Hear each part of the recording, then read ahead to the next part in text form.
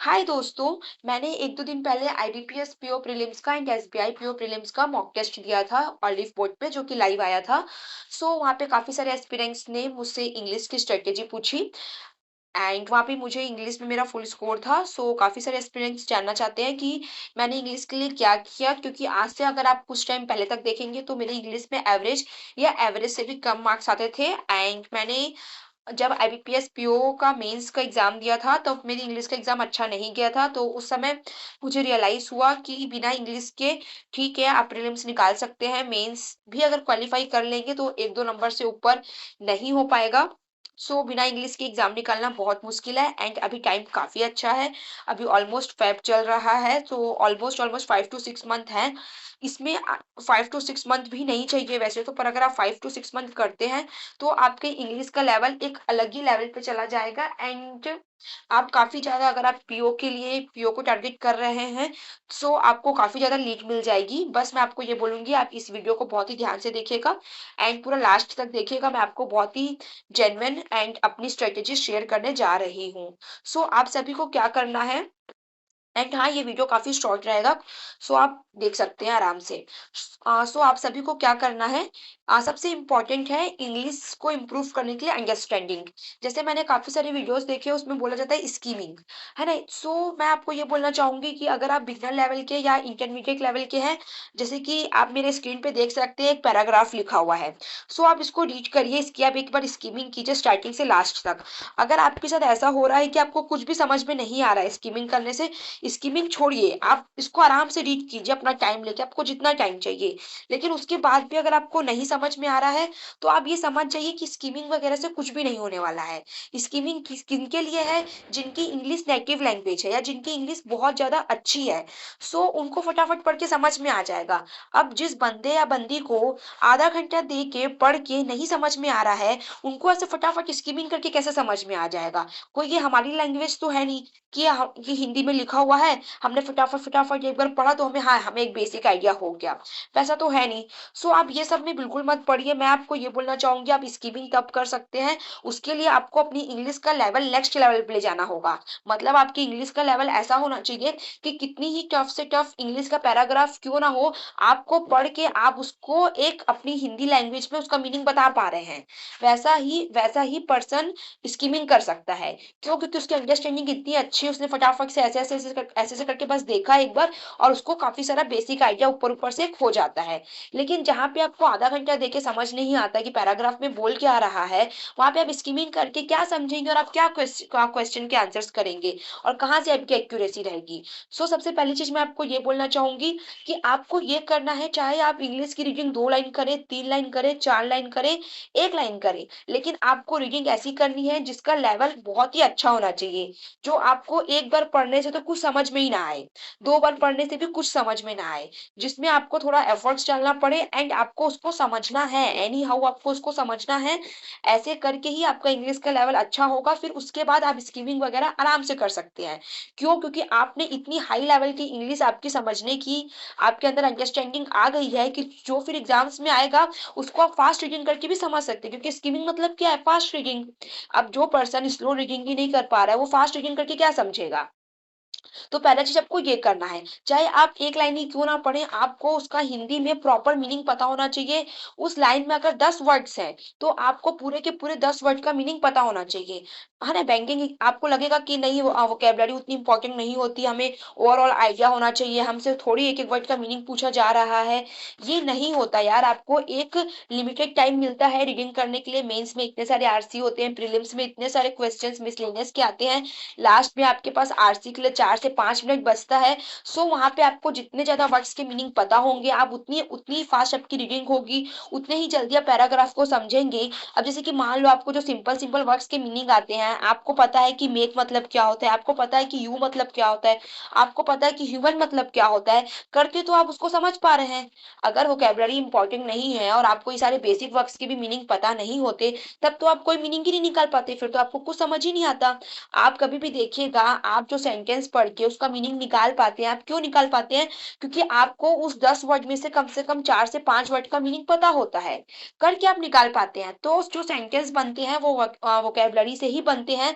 सो इस मिसकंसेप्शन को बिल्कुल हटा दीजिए कि वोकैब्युलरी इंपॉर्टेंट नहीं है। वोकैब्युलरी बहुत इंपॉर्टेंट है, क्योंकि वोकैब्युलरी से ही सेंटेंस बनते हैं।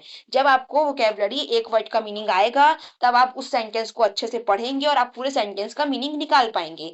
और उस सेंटेंस में आपको अगर 10 वर्ड लिखे हुए हैं, आपको 10 के 10 वर्ड का मीनिंग पता है, तो आपकी रीडिंग इतनी फास्ट हो जाएगी। जो दूसरा पर्सन है जिसको उसमें से सिर्फ 2 से 3 वर्ड का मीनिंग पता है, उसको थोड़ा सोचना पड़ेगा, उसको आगे और ज्यादा एफर्ट्स डालने पड़ेंगे अंडरस्टैंडिंग के लिए। वहां पे आपको 2 से 3 सेकंड 4 सेकंड में आप फटाफट से उस लाइन को समझ जाएंगे।